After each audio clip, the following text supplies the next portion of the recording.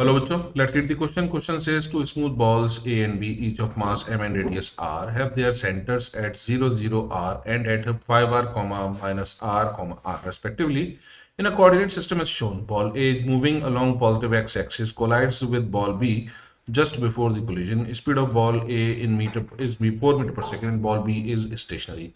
The collision between the balls is elastic. Velocity of the ball A just after the collision is.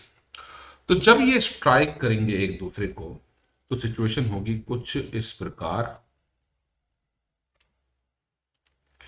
ये हमारी एक ball है और ये हो गई हमारी दूसरी बॉल।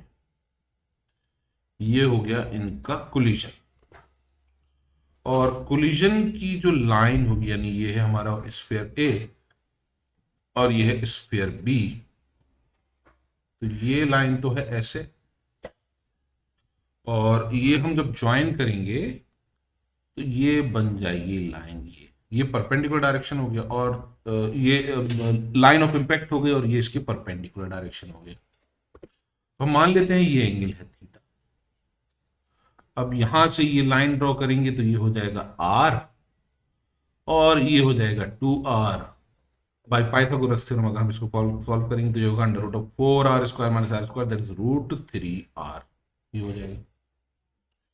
अब लाइन ऑफ इंपैक्ट के अलोंग इस डायरेक्शन में जो वेलोसिटी होगी बॉल ए की वो होगी V A is equal to 4 cos theta. अब कॉस थीटा क्या होगा? बेस अपॉन हाइपोटेन्यूज यानी 4 into under root 3r upon 2r। R से आर कैंसिल, ही हो जाएगा 2 रूट 3 मीटर पर सेकेंड। ये हो जाएगी वेलोसिटी अलोंग ए। अब हमें मालूम है according to principle of conservation of momentum, अब हम बोलेंगे m into v a initially is equals to, या इसको हम बोले v A is equals to m into v a dash यानी बाद वाली velocity plus m into v b dash. तो सॉल्व करके मिलेगा हमें वी ए यानी 2 root 3 is equal to v a dash plus v b dash. ये हो गई फर्स्ट एक्सप्रेशन। साथ ही साथ हमें मालूम है कोलिजन दे रखा है इलास्टिक। इलास्टिक कोलिजन का मतलब हो गया कि coefficient of restitution E is equal to हो जाएगा यानी 1 that is equal to velocity of separation that is v b dash minus v a dash upon velocity of approach जो कि इसी लाइन के अलोंग होगी। इस लाइन के अलोंग वेलोसिटी ऑफ अप्रोच हो जाएगी हमारी u यानी वी ए माइनस 0। तो इसका मतलब v b dash minus v a dash is equals to हो जाएगा वी ए यानी वी ए मतलब 2 root 3। This is our second expression. अब दोनों का अगर हम ऐड करेंगे तो ऐड करने पर हमें मिलेगा v a dash is equals to 0 और v b dash is equals to हो जाएगा 2 रूट 3 मीटर पर सेकेंड यानी वेलोसिटीज हो जाएंगी एक्सचेंज। इसका मतलब वी ए के पास यानी ए के पास इस लाइन के अलोंग वेलोसिटी नहीं बचेगी, तो वेलोसिटी बचेगी ए के अलोंग इस डायरेक्शन में। ये हो जाएगी हमारी फाइनल वेलोसिटी जो कि होगी, अगर हम कंपोनेंट रिजॉल्व करके देखेंगे तो ये होगा 4 साइन थीटा और साइन थीटा की वैल्यू कितनी थी 4 into sine theta is basically equal to perpendicular upon hypotenuse यानी ये हो जाएगा 2 मीटर पर सेकेंड। तो ये तो हो गया इसका मैग्नीट्यूड 2 मीटर पर सेकेंड। अब ये एंगल होगा 90 minus theta.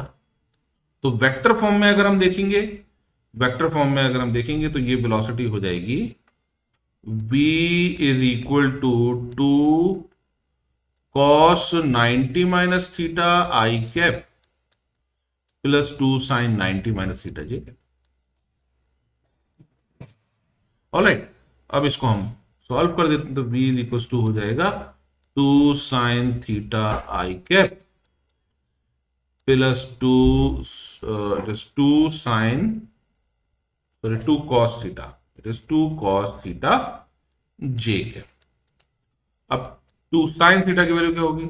Sign theta is perpendicular that is r upon hypotenuse 2r यानी 1/2।